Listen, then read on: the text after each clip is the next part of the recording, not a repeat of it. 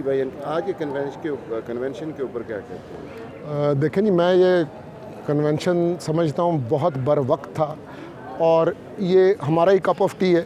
वकला से रिलेटेड ये मसला है क्योंकि हम आवाम के हकूक़ की उमंगों के तर्जुमान होते हैं और ये हमारे रिप्रेजेंटेटिव्स मौजूदा और साबका, उनका एक बहुत बड़ा वेल अटेंडेड आज ये कन्वेंशन है जिससे एक मैसेज बड़ा लाउड एंड क्लियर है। वो ये है कि इस मुल्क के अंदर जो हक़ हुक्मरानी है वो उन लोगों का है जिनको लोग मुंतखब करें, और आईने पाकिस्तान के अंदर ये लिखा हुआ है कि जब भी कोई असम्बली डिज़ाल्व होगी, बेशक वो नेशनल असम्बली या प्रोविंशियल असम्बली है, और जब वो डिज़ाल्व हो जाएगी उसके 90 डेज़ के अंदर अंदर इलेक्शन होना है। और अगर 90 डेज़ में इलेक्शन नहीं करवाया जाता तो ये लोगों की जो है ना तौहीन है, जो राइट टू वोट उनका है, और आईने पाकिस्तान की तौहीन है। क्योंकि जिन लोगों को आपने हुक्मरान बना के बिठा दिया उनके पास कोई मैंडेट नहीं है, उनके पास क्या हुक्मरानी है। मसलन अगर ये इंटरम गवर्नमेंट है, अव्वल तो पूरी दुनिया के अंदर इंटरम गवर्नमेंट का कोई तस्वर ही नहीं है। 18वीं तरमीम के बाद वो एक इंटरम गवर्नमेंट लेकर आए हैं। इससे पहले भी 2 दफ़ा इंटरम गवर्नमेंट्स जो हैं बनी हैं जिनके अंदर इलेक्शंस हुए हैं। मसलन हसन अस्करी रिजवी साहब की पिछली इंटरम गवर्नमेंट थी।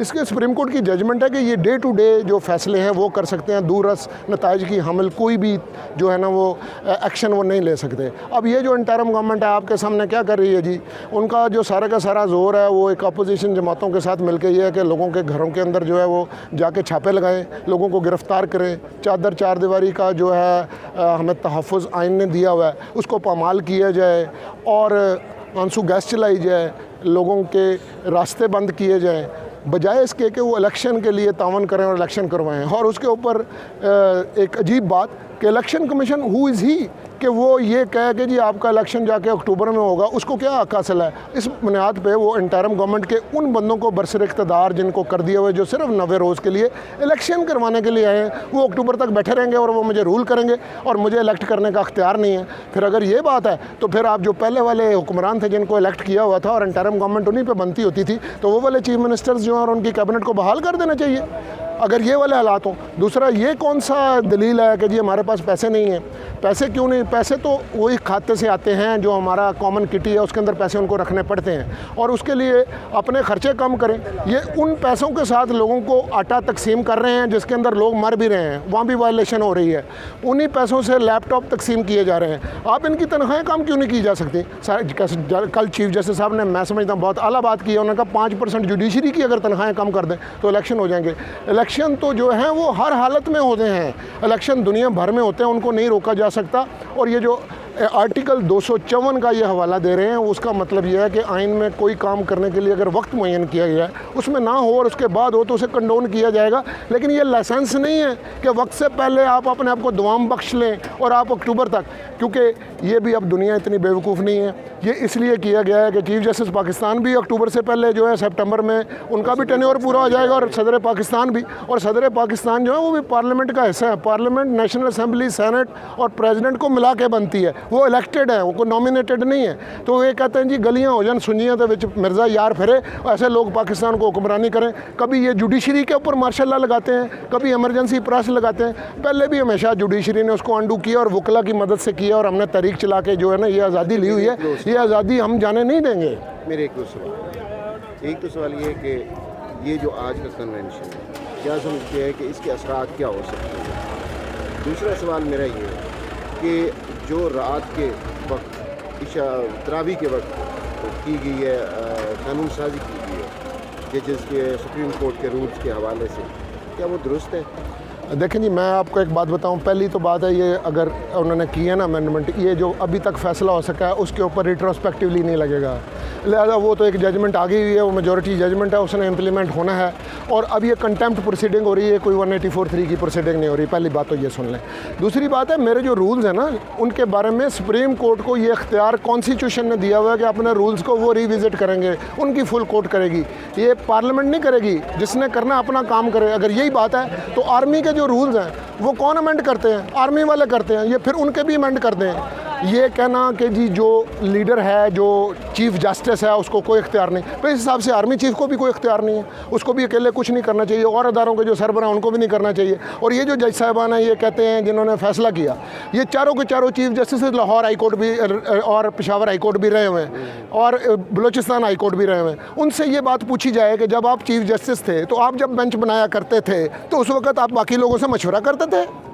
कभी सबका ये सब जजेस उनको कहें कि आप उस वक्त मशवरा क्यों नहीं करते रहे? आपको भी मशवरा करके बेंचेस बनाना चाहिए। देखिए ये एक और बड़ी खौफनाक सूरत हाल है और ये भी बड़ी अफसोसनाक है। 75 बरस में आज तक जितने चीफ जस्टिस रहे हैं हाई कोर्ट के या सुप्रीम कोर्ट के, उन्होंने हमेशा बेंचेस ऐसे ही बनाए हैं और हमें पहले रिजल्ट पता होता कि जी ये कौन से मफाद में कुछ जजेस के बेंच बनते हैं नहीं बनते। ये एक वाकई अफसोसनाक सूरत हाल अदरवाइज़ है, लेकिन इसको ये बुनियाद बनाना क्योंकि इस बार 184(3 होगी। देखिए मैं भी ये कहता हूँ कि 184(3 के पैरामीटर्स बनने चाहिए कि जी किन हालात में 184(3 लेनी है या नहीं, उसके खिलाफ एक राइट ऑफ अपील ज़रूर होना चाहिए, ये भी मैं ज़रूर कहता हूँ। लेकिन मुझे ना तो वो एक्सट्रीम वाली चीफ जस्टिस की कोर्ट चाहिए जो हर बात पर सुओ मोटो ले ले, ना मुझे मरी हुई सुमन बुकमन उमियुन फाहुम ला यरजून कोर्ट भी नहीं चाहिए कि मेरे ऊपर जितना भी जुल्म हो जाए वो ना हो। अब ये देखें पाकिस्तान बार काउंसिल की जो मौजूदा क़यादत है, जो उन लोगों के साथ मिले हैं जिनको डिफीट हो गई है सारे इलेक्शनों में, उनके रवैये की वजह से तो हुई है, वो ये कह रहे हैं कि जनाब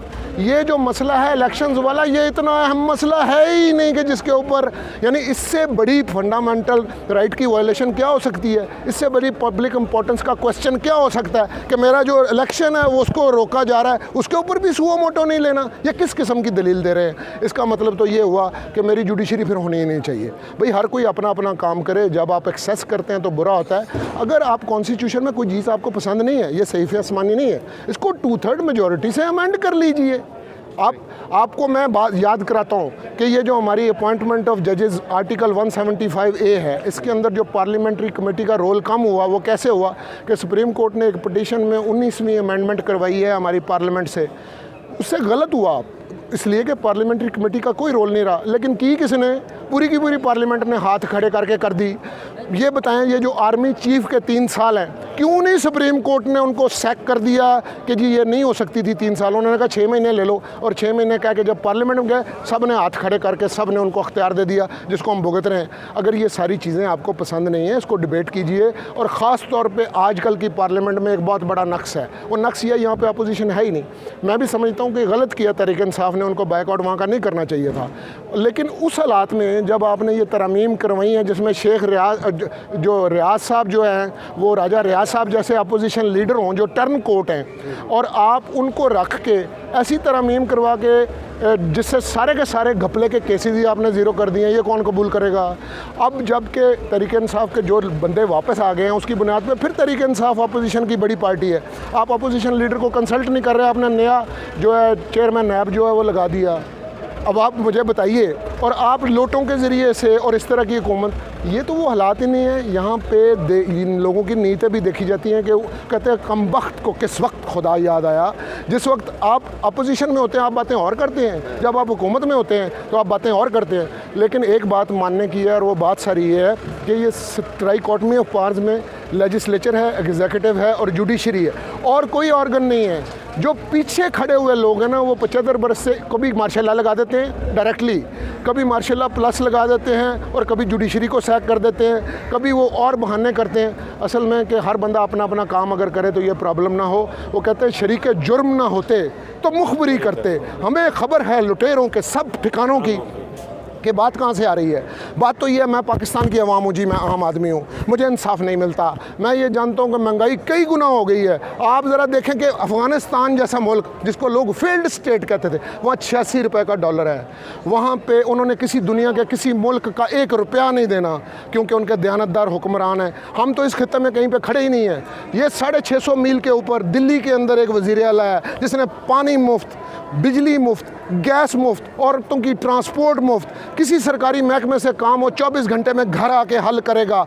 उन्होंने तालीम मुफ्त, हेल्थ मुफ्त, और वहाँ पे 10,000 चार्जिंग स्टेशन लगाएं जिसके स्कूटी, मोटरसाइकिल और ये सारी चीज़ें चार्ज हो रही हैं। हम किधर को जा रहे हैं? दुनिया किधर को जा रही है? हम सोच नहीं रहे, हम झगड़ाई का बायस बन रहे हैं। और पाकिस्तान के लोग ख़ास तौर पे 65% यंग लोग मायूस हो रहे हैं, क्योंकि सारे का सारा पैसा बेशक वो एग्जीक्यूटिव है, बेशक वो जुडिशरी है, बेशक वो ब्यूरोक्रेसी है, चंद हाथों के अंदर है। मेरे आम वकील की इतनी बुरी हालत है कि उसको तो जान के लल्ले पड़े हैं, उसके जो मामलाती हल नहीं होते। और वकला का एक तबका करोड़ों रुपए फ़ी ले रहा है। वो फ़ी होती है, मुझे बताइए।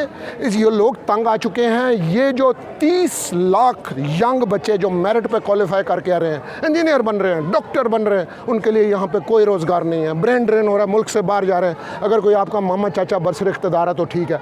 इसी तरह से वकीलों की इंडक्शन सही होनी चाहिए, जजेस की अपॉइंटमेंट का कोई क्राइटेरिया ठीक होना चाहिए और आम अदालत में लोगों को इंसाफ मिलना चाहिए। हम उस तरफ सोच नहीं रहे।